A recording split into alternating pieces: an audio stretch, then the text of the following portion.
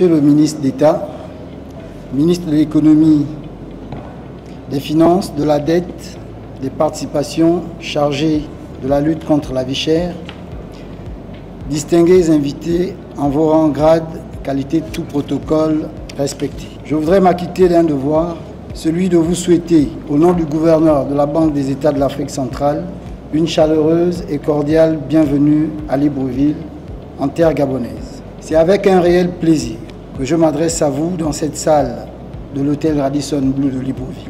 Mesdames, Messieurs, chers participants, afin de mesurer le chemin parcouru à ce jour, un coup d'œil dans le rétroviseur nous permet également de nous assurer que nous sommes sur la bonne trajectoire. Nous avons ici une occasion précieuse pour échanger, débattre et formuler des recommandations pertinentes pour repenser nos politiques fiscales afin de dynamiser le marché des valeurs du Trésor tout en garantissant la stabilité macroéconomique de la CEMAC. Mesdames et Messieurs, chers participants, je vous convie à des discussions ouvertes, constructives, axées sur des solutions durables. Ensemble, nous avons le pouvoir de créer un avenir financier plus stable et prospère pour notre région. Je vous remercie pour votre aimable attention.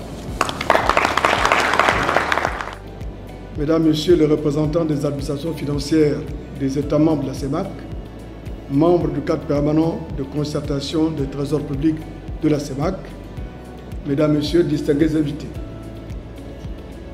C'est pour moi un réel plaisir de prendre la parole à l'occasion de cette session du cadre permanent de concertation des trésors publics de la CEMAC, instance devenue incontournable dans la gouvernance budgétaire et financière de notre sous-région. Permettez-moi tout d'abord de vous souhaiter la plus cordiale bienvenue à Libreville. Je tiens à saluer le soutien déterminant du gouverneur de la Banque centrale qui a rendu possible la création de cette importante plateforme d'échange et de coopération régionale. Mesdames, Messieurs, chers participants, Mesdames, Messieurs, c'est l'occasion pour moi de vous inviter à orienter vos réflexions et les enjeux de nos États à pouvoir disposer d'un système financier robuste pour accompagner aussi bien le secteur privé que les pouvoirs publics. Néanmoins, pour que le système financier puisse pleinement jouer son rôle d'accompagnement de nos économies, il doit s'astreindre à respecter les normes imposées par nos différents régulateurs, normes qui sont devenues de plus en plus contraignantes. Dans tous les cas, les réflexions doivent être menées pour donner plus de marge au système financier de la CEMAC et d'éviter un recours systématique important vis-à-vis de l'extérieur.